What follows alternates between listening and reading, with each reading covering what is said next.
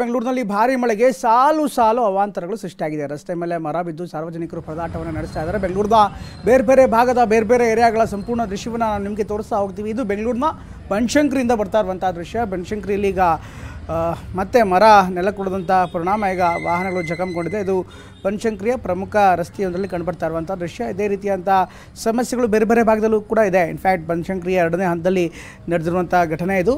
ನಿನ್ನೆ ರಾತ್ರಿ ಜೋರಾದಂಥ ಮಳೆಗೆ ಅನೇಕ ಮರಗಳು ಸುಮ್ಮನೆ ಹೀಗೆ ರಸ್ತೆಯಲ್ಲಿ ಹಾದೋದ್ರೆ ಸಾಕು, ನಮಗೆ ಪ್ರತಿ ಏರಿಯಾದಲ್ಲೂ ಕೂಡ ಒಂದಲ್ಲ ಒಂದು ಸಮಸ್ಯೆ ನಮಗೆ ಕಾಣಸಿಗುತ್ತೆ. ಇದು ಬೆಂಗಳೂರಿನ ಸದ್ಯದ ಪರಿಸ್ಥಿತಿ.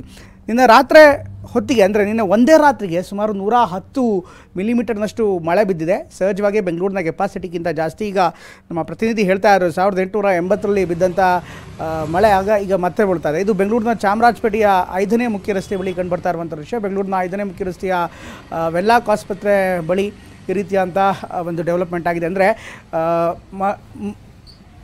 ರಸ್ತೆಗೆ ಅಡ್ಡಲಾಗಿ ಮರ ಬಿದ್ದಂಥ ಪರಿಣಾಮ ಅಲ್ಲೂ ಕೂಡ ಸಾಕಷ್ಟು ಸಮಸ್ಯೆ ಉಂಟಾಗಿದೆ. ಹೀಗಾಗಿ ಸಂಚಾರಕ್ಕೂ ಕೂಡ ಸ್ವಲ್ಪ ವ್ಯತ್ಯಯ ಉಂಟಾಗಿದೆ. ಇದರ ಜೊತೆಗೆ ಈಗ ನಾವು ಬೇರೆ ಬೇರೆ ಭಾಗದಲ್ಲೂ ಕೂಡ ನೋಡ್ತಾ ಇದ್ದೀವಿ. ಪಕ್ಕದಲ್ಲೇ ಒಂದು ಹಾಸ್ಪಿಟ್ಲು ಕೂಡ ಇದೆ. ಅದೃಷ್ಟವಶಾತ್ ಆ ಹಾಸ್ಪಿಟ್ಲ್ಗಳ ಮೇಲೆ ಬಿದ್ದಿಲ್ಲ, ಇಲ್ಲಾಂದರೆ ಸಮಸ್ಯೆ ಎದುರಿಸಬೇಕಾಗಿತ್ತು. ಯಾಕೆಂದರೆ ಸಂಚಾರಕ್ಕೂ ಕೂಡ ಸಾಕಷ್ಟು ತೊಂದರೆ ಉಂಟಾಗ್ತಾ ಇತ್ತು. ಇದ್ರ ಜೊತೆಗೆ ಒಂದು ರಸ್ತೆಯಲ್ಲೂ ಕೂಡ ನೋಡ್ತಾ ಇದ್ದಾರೆ. ಇನ್ಫ್ಯಾಕ್ಟ್ ಪ್ರಮುಖ ರಸ್ತೆ ಅದು 5ನೇ ಮುಖ್ಯ ರಸ್ತೆ. ಹೀಗಾಗಿ ಕೆಲ ಕಾಲ ರಸ್ತೆ ಸಂಚಾರ ವ್ಯತ್ಯಯವಾಗಿತ್ತು. ಇನ್ನು ಬೆಂಗಳೂರಿನ ಕೆಂಪೇಗೌಡ ಲೇಔಟ್ನಲ್ಲೂ ಕೂಡ ಇದೇ ರೀತಿಯಾದಂಥ ಪರಿಸ್ಥಿತಿ ನೋಡ್ತಾ ಇದ್ದಾರೆ. ಯಾವ ರೀತಿ ಆಗಿದೆ ನೋಡಿ, ರಸ್ತೆನೇ ಒಂದು ರೀತಿ ಕೆಸರು ಗೆದ್ದೆ ಥರ ಆಗಿದೆ. ಬೆಂಗಳೂರಿನ ಕೆಂಪೇಗೌಡ ಲೇಔಟ್ನಲ್ಲಿ ಕಂಡುಬರ್ತಾ ಇರುವಂಥ ದೃಶ್ಯ.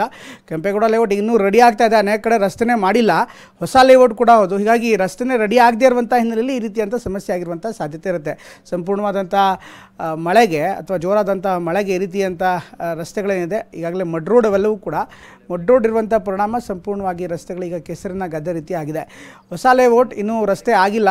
ಈ ಒಂದು ಕಾರಣಕ್ಕೋಸ್ಕರ ಆ ಭಾಗದಲ್ಲಿ ಸಮಸ್ಯೆ ಈ ರೀತಿಯಂಥ ಸಮಸ್ಯೆಗಳು ಹೆಚ್ಚಾಗಿರುವಂಥ ಕಾರಣ ಇರ್ಬೋದು.